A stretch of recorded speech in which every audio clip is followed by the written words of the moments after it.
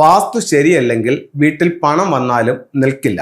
അത് എന്തുകൊണ്ടാണെന്ന് നമുക്ക് രണ്ടു മൂന്ന് കാര്യങ്ങളൊന്ന് പരിശോധിക്കാം. വീട്ടിൽ പണം വരുന്നുണ്ടോ? അപ്പൊ വീട്ടിൽ പണം വരുന്നുണ്ടെന്ന് പറഞ്ഞു കഴിഞ്ഞാൽ നമ്മുടെ പ്രധാന ഡോറിലെ നക്ഷത്രം നമ്മുടെ വീട്ടിലേക്ക് പണം കൊണ്ടുവരുന്നതിൻ്റെ ഒരു പ്രധാന ഘടകമാണ്. ഈ നക്ഷത്രം എന്ന് പറയുമ്പോൾ നമ്മുടെ ജ്യോതിഷത്തിൽ വരുന്ന 27 നക്ഷത്രങ്ങളെ പറ്റി അല്ല ഞാൻ സംസാരിക്കുന്നത്. ചൈനീസ് വാസ്തുകലയായ ഫെങ്ഷു പ്രകാരം ഓരോ ദിക്കിലും വരുന്ന 2 നമ്പറുകളെയാണ് നക്ഷത്രങ്ങളായിട്ട് ഇതിൽ ഞാൻ പറയുന്നത്. ആ നക്ഷത്രങ്ങളുടെ സ്വഭാവം അനുസരിച്ചിട്ട് നമ്മുടെ വീടിന്റെ വാതിലുകളുടെ ഭാഗ്യം നമുക്ക് പറയാനായിട്ട് സാധിക്കും. ഇപ്പൊ ഒരു ഉദാഹരണത്തിന്, ഇപ്പൊ ഇതൊരു വീടിനെ ഞാൻ കറക്റ്റ് 9 കളങ്ങളാക്കി തിരിച്ചിരിക്കുന്നു. ഇതിനകത്ത് ദിക്കുകളുണ്ട്, 9 തിരിച്ചിട്ടുമുണ്ട്. അതിൽ എന്തൊക്കെ റൂമുകളാണെന്ന് മറ്റൊന്നും ഞാൻ ഇതിനകത്ത് പറയുന്നില്ല. ഇതിലൊരു ഉദാഹരണം, നിങ്ങളുടെ വാതിലിൽ 9 എന്ന് പറയുന്ന ഒരു സ്റ്റാർ നിൽക്കുകയാണെന്ന് കരുതുക. ഇത് എല്ലാ വീട്ടിലും ഈ ഓരോ ദിക്കിലും 2 നമ്പറുകളുണ്ട്. അതിന് നക്ഷത്രങ്ങളായിട്ടാണ് ഫംഗ്ഷനുകൾ കണക്കാക്കുന്നത്. ഇതിൽ 9 നിൽക്കുമ്പോൾ ഇതിൽ ഈ വാട്ടർ സ്റ്റാർ 9 എന്ന് പറയുന്നത് വെൽത്ത് ആണ് സൂചിപ്പിക്കുന്നത്. ഫെങ്ഷു പ്രകാരം വെൽത്തിനെയാണ് സൂചിപ്പിക്കുന്നത്. ന്യൂമറോളജിയോ മറ്റോ യാതൊന്നുമായിട്ട് ഈ നമ്പറുകൾക്ക് ബന്ധമില്ല. ഇതെല്ലാം ഫെങ്ഷുയെ ബേസ് ചെയ്തിട്ട് പറയുന്ന കാര്യങ്ങളാണ്. അപ്പോൾ ഇവിടെ ഈ 9 സമ്പത്തിനെയാണ് സൂചിപ്പിക്കുന്നത്. അപ്പം ഈ വീടിനെ സംബന്ധിച്ചിടത്തോളം ഈ വീട്ടിലേക്ക് ശരിക്കും പൈസ വരാൻ യോഗമുള്ളൊരു വീടാണ്. ശരിക്കും പൈസ വരുന്നു, പക്ഷെ അത് നിൽക്കുന്നില്ല, അല്ലെങ്കിൽ അത് അനുഭവിക്കാനുള്ള യോഗം നമുക്ക് കിട്ടുന്നില്ല. എന്തൊക്കെ കാരണങ്ങൾ കൊണ്ട് അങ്ങനെ സംഭവിക്കുന്നുള്ളതാണ്. അതിലൊരു 3 കാരണങ്ങൾ ഞാൻ പറയാം.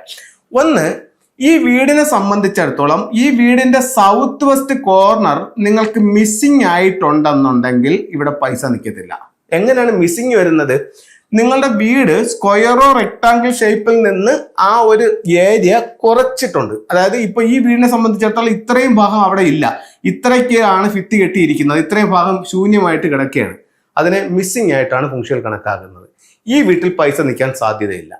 ഇനി മറ്റൊരു കാര്യം, ഒരു വീടിനെ സംബന്ധിച്ചിടത്തോളം ആ വീടിന്റെ സൗത്ത് ഈസ്റ്റ് കോർണർ, അതായത് ഇതിന്റെ ഇതേ സംഭവം തന്നെ നേരെ ഓപ്പോസിറ്റ് സൗത്ത് ഈസ്റ്റിലേക്ക് വരുന്നു. ഈ സൗത്ത് ഈസ്റ്റ് നിങ്ങൾക്ക് മിസ്സിംഗ് ആണെങ്കിലും ഇവിടെ ഈ വീട്ടിൽ സാമ്പത്തിക പ്രശ്നം ഉണ്ടാവും. പൈസ എത്ര വന്നാലും അതിന്റെ ഇരട്ടി ചെലവ് കൂടെ വരും.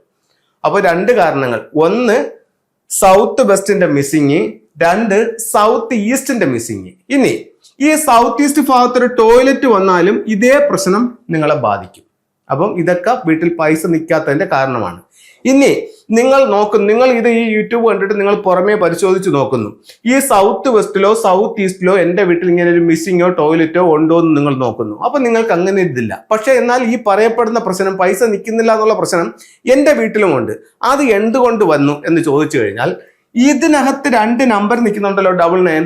അതുപോലെ ഈ റൂമിനകത്തും 2 നമ്പർ ഉണ്ട്, ഇതിനകത്തും ഉണ്ട്. അതായത് 8 ദിക്കിലും ബ്രഹ്മസ്ഥാനത്തും 2 നമ്പറുകൾ വീതം വന്നിട്ടുണ്ട്. അപ്പൊ ഈ നമ്പറുകൾ നമുക്ക് എങ്ങനെ കാണാൻ പറ്റുമെന്ന് ചോദിച്ചു കഴിഞ്ഞാൽ, ഇത് ഫെങ്ഷുയുടെ ഒരു അഡ്വാൻസ് തിയറിയാണ്. നല്ലൊരു ഫെങ്ഷു കൺസൾട്ടിന് വീടിന്റെ ഓരോ ദിക്കിലും വരുന്ന നമ്പറുകളെ കൃത്യമായിട്ട് മനസ്സിലാക്കാനായിട്ട് സാധിക്കും.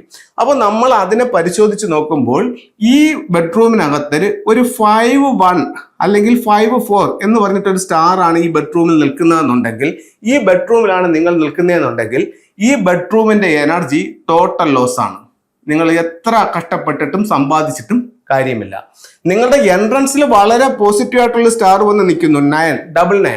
അതിൽ ഈ വാട്ടർ സ്റ്റാർ 9 ഇവിടെ ആക്റ്റീവ് ആവുന്നു. ശരിക്കും വെൽത്ത് നിങ്ങളിലേക്ക് വരുന്നു.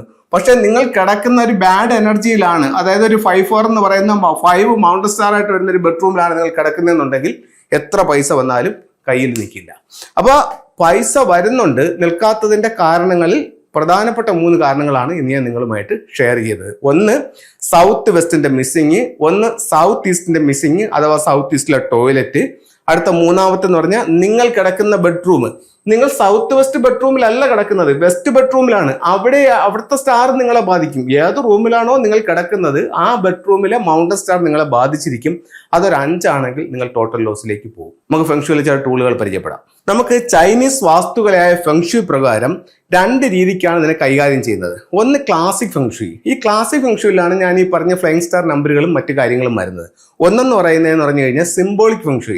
അപ്പോൾ നമ്മുടെ സ്വീകരണ മുറിയുടെ ഓരോ ദിക്കുകളും ഓരോ സൗഭാഗ്യങ്ങളാണ്. അതാത് സ്ഥലങ്ങളിൽ ചില ചിത്രങ്ങളോ രൂപങ്ങളോ വെക്കുമ്പോൾ അതിൻ്റെ ഒരു എനർജി നമ്മുടെ ലൈഫിലേക്ക് വരും.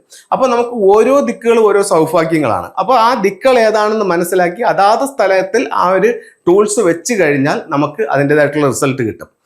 ഇതിൽ ഒരു പഗോഡ ടവറാണ്, എഡ്യൂക്കേഷൻ ടവർ എന്ന് ഇതിനെ പറയും. ഇത് നിങ്ങളുടെ ലിവിംഗ് റൂമിന്റെ നോർത്ത് ഈസ്റ്റ് ഭാഗത്ത് വെക്കുന്നത് വിദ്യാഭ്യാസപരമായിട്ടൊരു അഭിവൃദ്ധിക്ക് നല്ലതാണ്.